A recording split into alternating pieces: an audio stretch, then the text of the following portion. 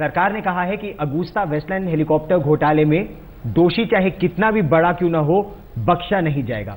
हमारे साथ हैं रक्षा मंत्री मनोहर पर्रिकर, जो इस पूरे हमले की कमान संभाले हैं।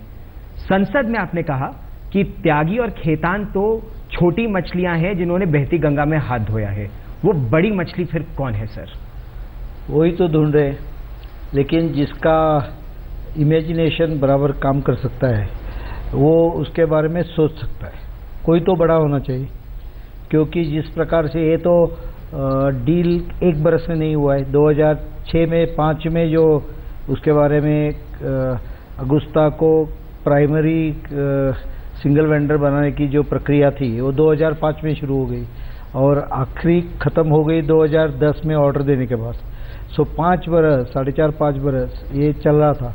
और ये 4.5-5 बरस कोई एक ब्यूरोक्रेट या कोई मिडलमैन नहीं चला सकता है। तो इसमें किसी की कोई पावरफुल आदमी का तो हाथ रहेगा। तो ब्यूरोक्रेट्स की गलती नहीं है, इंडियन एयरफोर्स की गलती नहीं है, या ये नहीं कर सकता, ये किसी नेता ने किया है? मैं उसमें एक नेता या उपनेता या अभिनेता इसके बारे में नहीं बोलूँगा। गलती जिसने कुछ ये चीज़ करने में जो कुछ इरेगुलरिटी की है, सबका उसमें रिस्पॉन्सिबिलिटी रहेगी। लेकिन वो कोई एक अधिकारी ये सब इतनी चेन टॉप टू बॉटम नहीं चला सकता है। इसके लिए इसमें कोई पावरफुल व्यक्ति का भी हाथ रहने की आशंका है और वो हम ढूंढ रहे हैं। कांग्रेस का ये कहना है कि आप उनके नेताओं की छवि खराब कर रहे हैं। अगर सिनोरा गांधी की बात हो या एपी की बात हो, तो न इटली के पास न भारत के पास कोई सबूत है कि या सोनिया गांधी या अहमद पटेल की कोई भूमिका थी।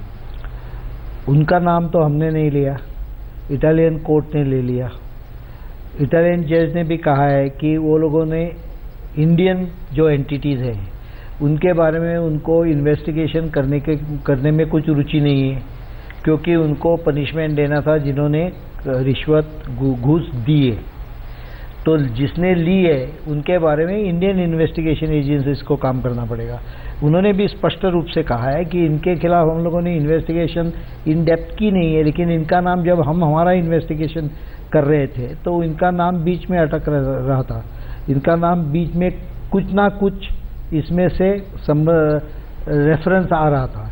तो उसमें कितना तथ्य है, नाम तो अलग अलग लोगों को भी आ सकते हैं, लेकिन तथ्य क्या है ये इंडियन इन्वेस्टिगेशन एजेंसी को ढूंढना पड़ेगा, जो हम लोग ढूंढने की कोशिश कर रहे हैं। और 2 साल में कुछ निकला नहीं है? नहीं, 2 साल में कुछ निकला नहीं है, ये गलत चीज़ है।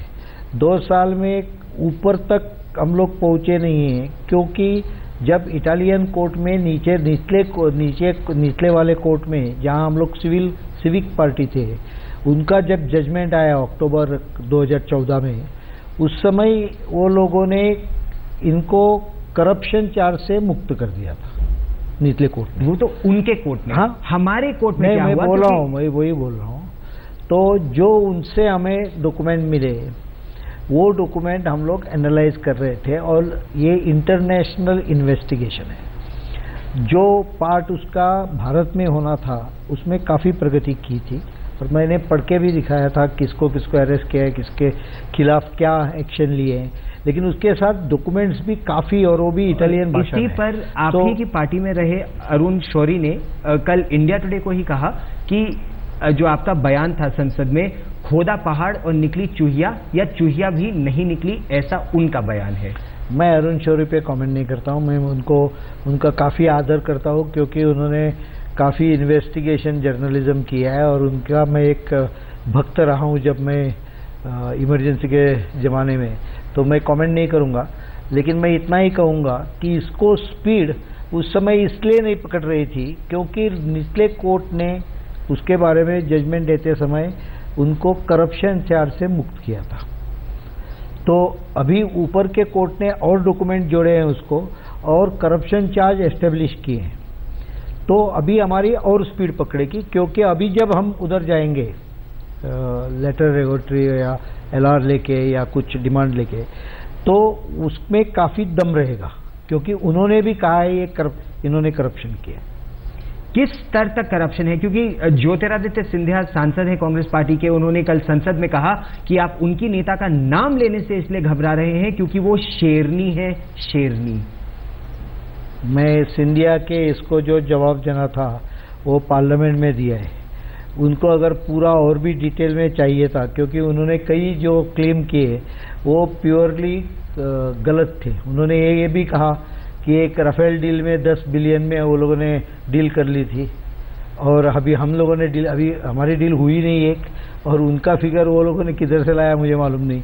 तो मैं उसके वो ज़्यादा रियटिक था और खुद का पोजीशन, पार्टी में छवि इम्प्रूव करने के लिए पॉसिबली कहा होगा। इससे आगे मैं उसके ऊपर कमेंट नहीं करूंगा। और मैंने किसी का नाम इसलिए नहीं लिया है क्योंकि मुझे लगता है let investigation agency, we are not under defence ministry, but we will monitor the progress of the investigation. उनको अपना काम करने दो, थोड़ा उनको समय दे दो। ऐसे इंटरनेशनल रैकेट्स जो होते हैं वो ऐसे महीना 2 महीने में बाहर नहीं निकालते, लेकिन हम लोग उसमें नहीं, वो 2 साल अलग ये है। नहीं, 2 साल आपके, उससे पहले 2013 से एक कुछ नहीं किया था उन्होंने, कुछ नहीं किया।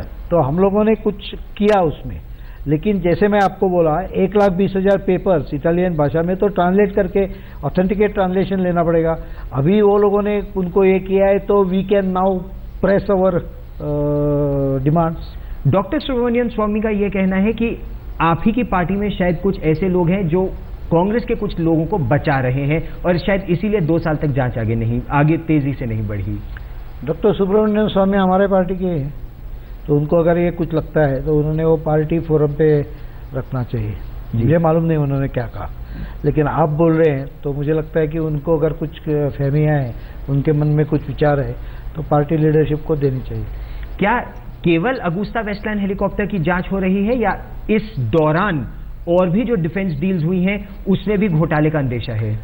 देखिए, हर एक डील में मैं जाते रहूँगा तो मैं आगे जो कुछ मुझे सेना का इम्प्रूवमेंट करना है, ये करना है, उसमें कुछ नहीं कर पाऊँगा। सो जिस घोटाले में रीजनेबल अगर कुछ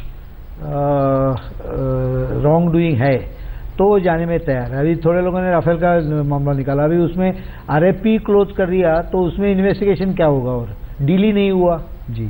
और पिलाटिस के बारे में पहले एक बार हुआ है इंक्वायरी। अगर किसके पास सब्सटेंशियल डॉक्यूमेंट है तो मुझे दे दे, मैं जरूर देख लूंगा क्या है। संसद में आपने एक बहुत बड़ी बात की, वो ये कि रक्षा मंत्रालय में कुछ फाइल्स जल गई थी और उस फाइल्स में रक्षा मंत्रालय नहीं, अगस्ता वेस्टलैंड एयर 2 जो ऑपरेशन का ये रहता है, विंग रहता है एयरफोर्स का जी, जहाँ ये अगस्ता वेस्टलैंड हेलीकॉप्टर्स फ्लाई कर रही थी, उसका जो सब पूरा मैनेजमेंट था, उसकी पूरी फाइल्स जल गई थी। क्या 3 जून 2014 ये सरकार आने के बाद 4, 5 और 2 7 8वें दिन, सरकार आने के 8वें दिन अगस्ता वेस्टलैंड की फाइलें एयर हेडक्वार्टर्स में नहीं, अगस्ता वेस्टलैंड की फाइलें बाय चांस बच गई, उसकी बच गई। हाँ, क्योंकि वो जिस ऑफिसर था उसने अपने ड्रॉअर में रख दी थी। कौन सी जल गई हैं, क्या उसकी जांच होगी? नहीं, बाकी जल गई हैं वो नॉर्मल ऑपरेशन की, तो उनकी सेना की जांच, मतलब एयरफोर्स की जांच चलेगी, उनका बोर्ड ऑफ इंक्वायरी होता है। लेकिन मुझे उसमें इंटरेस्ट नहीं क्योंकि अगस्ता वेस्टलैंड की फाइल उपलब्ध है। जी, एक बात और आपने कही कि अगस्ता वेस्टलैंड की जब ट्रायल्स हो रही थी श्रीनगर में तो वो 0 पेलोड के साथ, श्रीनगर में नहीं, उनकी जब ट्रायल हो रही थी, जब प्रेसिडेंट को आयरन फिस्ट एक्सरसाइज के लिए पोखरण लेके जाना था, तो उनको कहा गया था कि आप उनको पोखरण तक फ्लाई करो। उस समय वहाँ के जो अधिकारी थे उन्होंने ये लिखा था कि इसका जो डेटा है पूरा, उसका जब हम लोग एनालाइज करते हैं तो हमें लगता है कि ये थोड़े कंडीशन में बराबर फ्लाई कर नहीं पाएगा। मतलब फ्लाई नहीं कर पाएगा ऐसा नहीं बोला है उन्होंने, वो अलग अलग IG, OG ऐसे टेक्निकल टर्म्स है, मतलब ज़मीन के नज़दीक, ज़मीन से थोड़ा ऊपर, ज़मीन से और भी ऊपर, तो एक पर्टिकुलर कंडीशन में इसका फ्लाई करने का एबिलिटी कम है। इसका मतलब वो फ्लाई नहीं कर सकता ऐसा नहीं है, फ्लाई कर सकता है, लेकिन ये कंडीशन में वो फ्लाई नहीं हो जाएगा, उसको थोड़ा अलग कंडीशन रहेगा, सब कंडीशंस में वो फ्लाई कर नहीं सकेगा, ऐसी शंका उन्होंने व्यक्त की थी और रिक्वेस्ट किया था कि इसकी ट्रायल लेके वो वैलिडेट करें, मतलब उनकी जो रीडिंग है वो बराबर है या गलत है, ये आप जरा देख लो चेकिंग करके।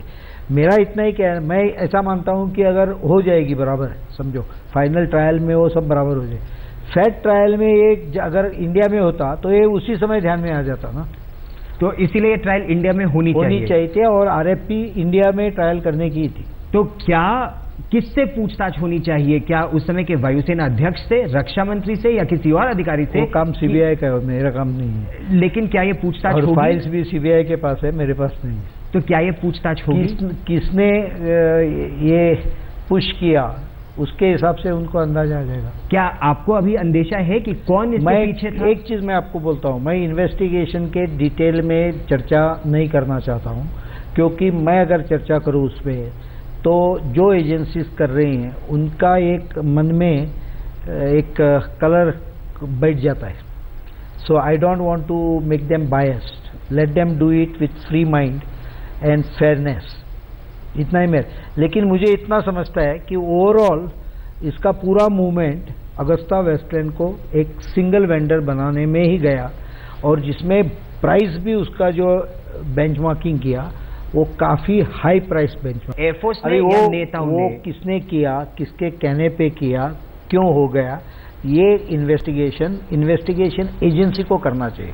हम लोग भारत में कई बार ये कंफ्यूजन कर लेते हैं, कोई भी चीज है उसका आउटकम है वो समझ जाता है आपको, लेकिन किसने किया वो पूरे एनवेलप में जाना पड़ेगा और वो इन्वेस्टिगेशन का भाग रहेगा।